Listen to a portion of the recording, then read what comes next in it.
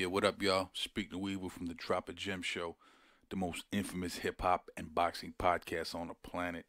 Yo, real quick, before this video drops, I just want to let y'all know we need y'all to subscribe, hit the like button, and hit the bell icon. Subscribe because you want to know what's going on with the channel and be part of the Drop a Gem family. The bell icon notifies you immediately when we have a video dropping, and we drop several a week. And also hit the like button because it increases the visibility of the show. So we thank y'all for your support. Again, hit the subscribe, like, bell icon, and we'll catch you on the next video. Peace. Absolutely. You know, we mentioned the Prophet Classic and the bitches, man. Them horns was fucking, oh my God, one of the best horns in hip hop, man. Is, you know, One in a Million by P Rock and CL, and there's a couple of Faking the Funk, but those horns were like so distinctive. But you caught a little, like, I don't want to say drama, but a little, little drama behind that. Slack. I mean, the song was called "The Bitches." I mean, yeah. You know what I'm saying? Yeah. What do you? Did you ever talk to Prize about that? I knew it was coming. I wasn't surprised. I did it on purpose. Right. I could have called it Skanks. I could have called it whatever. I wanted to call it The Bitches. You know what I'm saying? Because I'm gonna make a record about these bitches. You know what I'm saying? That's it. It ain't, everything I do is very deliberate. I've never stumbled upon anything. Like, every word that I've written, I chose wisely. You know, my mother always taught us that there was power in words. So I knew what I was doing. I just didn't care. You see what I'm saying? It was like, whatever. And that was my attitude at the time. I didn't give a fuck about what you thought. I still don't, but it's just in a different way right now. I'm 47, not 21. Right. You know what I mean? I've seen the world, so I've evolved as a human being. So I know that sometimes with what I was dealing with was arrogance, being reactive. You know what I mean? And that's but you grow. The more you grow, the more you know. You know. Yeah. But the Fugees had a little issue with that. Did you ever get a chance to sit down and have a conversation? I mean, I never even really knew what none of that was about. And 25 years later, I don't even think about it. You know what I'm saying? Like, life is like, come on. Amen, brother. That's like me thinking about a fight I had with a motherfucking high school or something. You know what I mean?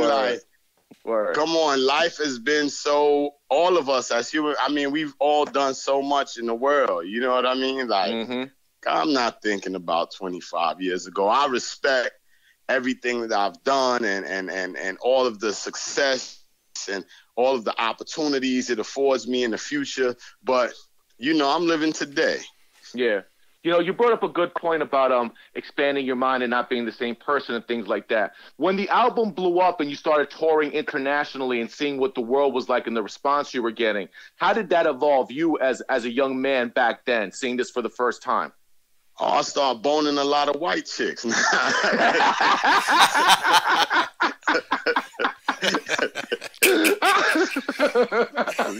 like, oh, shit, it ain't like that? Oh, all right, my bad.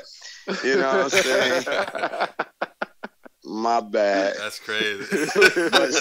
but seriously, no bunnies. But seriously, it I start to see people as who they were, not as whatever group that society put us in, because these are all social constructs. You know what I mean? Don't get me wrong. It's racism. Yeah. It's all the things that people are griping about. Shit is real. You know what I mean? But you got to realize that it's real, and that's what it is now. But we forget about a lot of different things. We forget about a lot of different cultures, and a lot of times when people talk about like being white and white people and this and that. All right, yeah, boom. But you have to remember, look at Mussolini and Hitler. They didn't consider Polish people and Romanians and them white. You know what I'm saying? Right. They were Slavs. Right. But when we look at them, we say, oh, that's all white people. You understand what I'm saying? Yeah, so you have to really look at the world once you understand the world, because a lot of times we talking about things that we've never seen. Right. You understand what I'm saying? Like people are talking about shit that they've never seen. So you don't know it until you've seen it, until you've experienced it. And like I said, no, racism is real. It's alive. You know what I'm saying? Hatred is alive. All of those things, they're alive. But I'm just at the point in my life right now that I've evolved beyond that to a degree. It's still there. I still understand it. But I'm not letting it affect how I move. You understand what I'm saying? Right. And that's what the whole science is about. See, because I was just talking about this because I'm actually starting to drop a new little YouTube series called My Mind Spray, where every week I just, get on and vlog about different things. And my first one is going to be about being reactive. And that's the whole science, that we're just so reactive. We're being manipulated and we don't even really know it, So I'm just moving how I want to move and in the way I want to move. And I'm old enough. I've been around long enough. I've taken up the mantle, because sometimes these young kids, they'll get online and they'll be like, yo, you don't think like this and this and that. They talking about they woke. They just woke up yesterday. I've been putting it down for 25 years. I've been ostracized by my peers and all types of shit for the cause. You understand what I'm saying? So I'm old enough to know and discern who's a valid threat. You know what I mean? Right. And right now, the way I feel, ain't nobody a threat to me. You know what I mean? Because they can't do me nothing. And that's the whole thing. Back then, I'm thinking somebody could do me something, but I'm in control. You can't do me nothing. So it's whatever. Why stress out? Why not live the best, most fulfilled life that I can live and do it wherever and with whoever I want to do it with? You know what I mean? And then let people decide how they want to be. If you want to be stuck in just your one group, then do that. But you ain't going to live. We always talking about, being black and shit like that. But people forget about the Moors. You know what I mean? The Moors was going all over the world. Mm-hmm. You know what I mean? They was coming from North Africa. That's why they call black people Morenos. And before they called us black, they used to call us Moors. Dominicans, Moriscos. You know what I'm saying? They used to call us before they used to call us black. We was known as Moors. You know, and the Moors was going over bone and everything. You know what I'm saying? They was taking over, spreading that Hannibal and all those dudes. That's what you're supposed to do. You're supposed to spread your culture. You're not supposed to just stay in one small little pocket. So, that's what I'm doing. I'm out here spreading culture like a motherfucker. No, I'm just joking.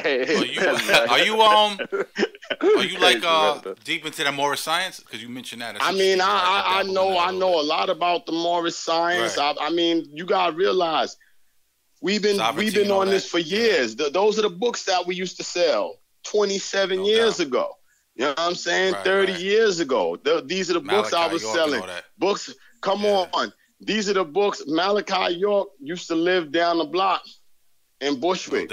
Like, I know Matt, all types of different things. The Netsu Netzer, all of those type books. We was reading those 30 years ago.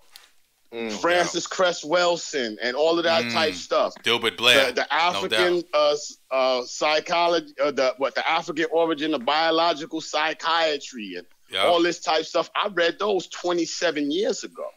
30 years ago. That's new to people now. They getting it because they had the internet. We got it because we was selling it. We was searching it out. And so all of that, I know all of that already. And that's why I can make the decisions that I make today, because I've already been there. You understand what I'm saying? And I see what it is. And not only have I been there, because a lot of people are reading those books and quoting and all of that, but they've never been outside their neighborhood. Right? That's true. I've been to every continent. People be talking about Africa. They never been to Africa. I spoke at the World Conference on Racism in Africa. Talk about that for a second. You know what I'm saying? Because people don't know that. Yeah. What was that like? Talk about that. It was crazy. I went out there with an organization called Black August at the time. It was myself, Dead Prez, my man Black Thought, Talib Kweli. We were out in Cape Town, Johannesburg, Durban, and they had the World Conference on Racism, and I was actually an honest speaker along with some of the other brothers. And so, people talk about, they telling me, but I've been in Africa already. I'm hanging out, smoking blunts with Winnie Mandela's granddaughters and all of that. Wow. You know what I'm saying? Like, we doing it like that. So you telling me about something where you've never been. Right. I've been all over the world. You know what I mean? Right. I've been to Russia and China and Japan and all continents, Asia and wherever you to think of. So I'm the only place I haven't been is Antarctica. You know what I'm saying? So like I know what the world is about. So somebody who's trying to tell me about the world, who's never been in the world, I'm like, listen, come on, I feel you. I read that book too 30 years ago, before you were born.